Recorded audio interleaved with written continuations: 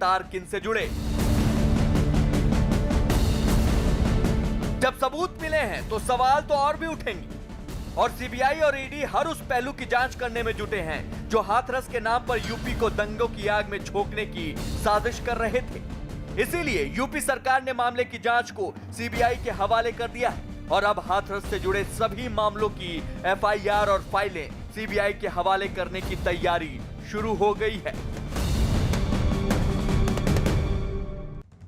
Supreme court ने उत्तर प्रदेश सरकार से पीड़ित परिवार की सुरक्षा को लेकर हलफनामा मांगा।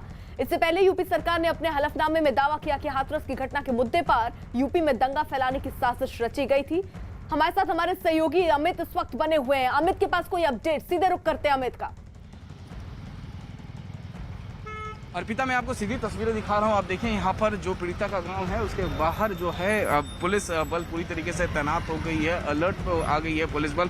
सुबह से ऐसा नज़ारा नहीं था, अभी ये नज़ारा आपको देखने को मिल रहा है इसलिए क्योंकि बताया ये जा रहा है, पुलिस के पास ऐसी इनपुट आई है कि यहाँ पर करनी सेना के लोग यहाँ पहुँच सकते हैं, प्रोटेस्ट कर सकते हैं, जिसके बाद पुलिस जो है पूरी तरीके से तैयार है। जिस तरीके से सुप्रीम कोर्ट में पीड़ित परिवार की सुरक्षा को लेकर बात उठी थी और उसके बाद से जो है CCTV कैमरे इंस्टॉल कर दिए गए हैं पीड़ित परिवार के घर के आसपास। PSC के 100 से ज़्यादा जवानों को तैनात किया गया है, यूपी पुलिस के जवानों को तैनात किया गया है और इस तरीके से जो है बॉडी प्रोटेक्टर पहन के, हेलमेट पहन के जो PSC के जवान हैं ये पीड़िता के गांव के बाहर इस तरीके से तैनात है कि अगर किसी भी स्थिति से निपटने के लिए ये लोग तैयार हैं। और फिलहाल जो है दरोगा रैंक के 2 दरोगा रैंक के जो अधिकारी हैं वो पीड़ित परिवार के घर के बाहर मौजूद हैं और वो लगातार सुरक्षा में मुस्तैद हैं पीड़ित परिवार का। इसके अलावा कई महिला पुलिस भी वहाँ पर मौजूद है और ये बताया ये भी जा रहा है कि जितनी भी महिलाएं हैं पीड़ित परिवार के घर पे, चाहे पुरुष है, सबके साथ सिक्योरिटी दे दी गई है ताकि जिस तरीके से सुप्रीम कोर्ट में उनकी सुरक्षा को लेकर बात उठी थी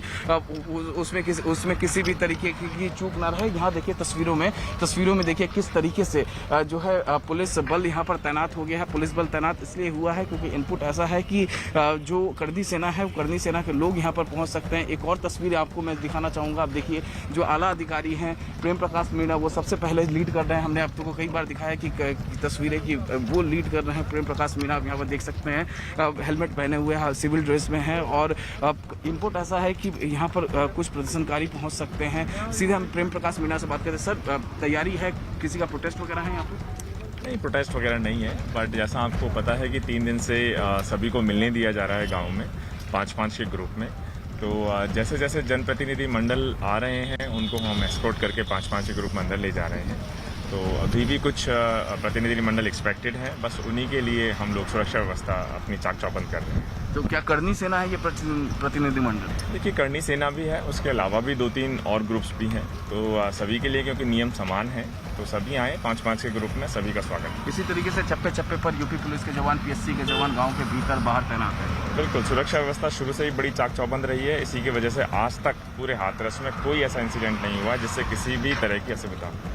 तो ये अर्पिता प्रेम प्रकाश मीणा है जो डे 1 से हम इनको तस्वीरों में देख रहे हैं कि ये लगातार, मैं आपको तस्वीरें दिखाना चाहूँगा। आप देखिए तस्वीरों में किस तरीके से अलर्ट हैं और प्रेम प्रकाश मीणा डे 1 से यहाँ के इंचार्ज हैं और लगातार जिस तरीके से ये यहाँ की सुरक्षा व्यवस्था देख रहे हैं, जिस तरीके से जो डेलीगेशंस आ रहे हैं, डेलीगेशंस को 5-5 को लेकर, चाहे वो कोई पॉलिटिकल पार्टी हो, कोई NGO हो, 5-5 को लेकर वो अंदर जाते हैं, पीड़ित परिवार से मिलाते हैं और फिर वापस लेकर आते हैं। अपनी प्रशासन अपनी गाड़ी में यहाँ से लेकर जाता है और फिर उन्हें अपनी गाड़ी में यहाँ पर छोड़ता है। उसके बाद वो अपनी गाड़ी में जो लोग आते हैं वो निकल जाते हैं यहाँ से। तो इस तरीके से फिलहाल जो है डेलीगेशन यहाँ पर आने वाला है, करनी सेना और तमाम जो दूसरे डेलीगेशन यहाँ पहुँचने वाले हैं और उसी वजह से जो है यहाँ पर इस सुरक्षा के पुख्ता इंतजाम किए गए हैं। कुछ इसी तरीके की व्यवस्था जो है गाँव के अंदर भी यहाँ पर है। पीड़ित परिवार के घर के बाहर भी जो है CCTV कैमरास इंस्टॉल कर दिए गए हैं।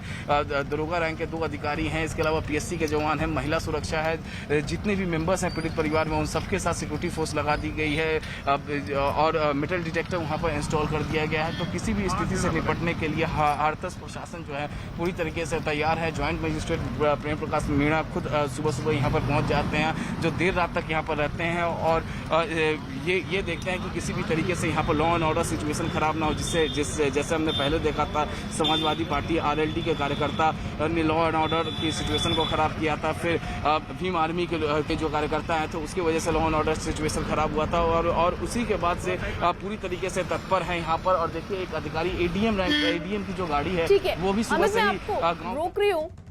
अजीत भी हमारे साथ जुड़े हुए हैं।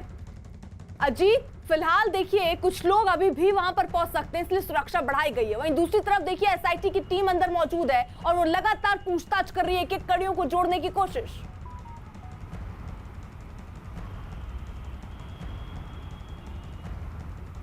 देखिए बिल्कुल अर्पिता, एसआईटी की टीम गांव में मौजूद है और चूंकि एसआईटी का वक्त आज से ही बढ़ा, अगले 10 दिन तक उन्हें अपने सारे काम पूरे करने हैं, रिपोर्ट बनानी है, सबमिट करनी है। 14 से 22 तक क्या हुआ, एक एक बिंदु की जांच करनी है, सभी के बयान लेने हैं, क्योंकि जो जांच पहले से सीबीआई को है, उससे पहले एसआईटी जो है अपनी पूरी रिपोर्ट जो है सरकार को सौंपेगी और जो एफआईआर दर्ज की गई हाथरस में वो भी सीबीआई जैसे ही केस को टेक ओवर करेगी, उत्तर प्रदेश सरकार उस एफआईआर को सीबीआई को सौंप देगी। तो निश्चित तौर पर कहीं ना कहीं ऐसे कुछ पेंच हैं जो और बिंदुओं से अलग हैं। जो अब तक हुआ वो दूसरी तस्वीर थी, आगे जो रिपोर्ट तैयार हो रही, जो हमारे पास खबर है वो दूसरे बिंदु है, यानी जो एसआईटी टीम की जो जांच है वो कुछ और इशारा कर रही है, इसीलिए उसका वक्त बढ़ाया गया है कि वो उन बातों पर विधिवत इंश्योर हो जाना चाहती है सीएम के सामने रिपोर्ट प्रस्तुत करने से पहले, इसलिए एसीएस होम की तरफ से उन्हें समय दिया गया सीएम के कहने के बाद कि कोई ऐसी यानी बात 10 ना दिन बचे। का अब एक्स्ट्रा वक्त मिला है, यानी जांच अभी एसआईटी और गहन तरीके से करना चाह रही है और इसीलिए लगातार टीम अंदर मौजूद है गांव में और फिलहाल जांच का दायरा भी बड़ा है, ये जानकारी भी मिल रही है।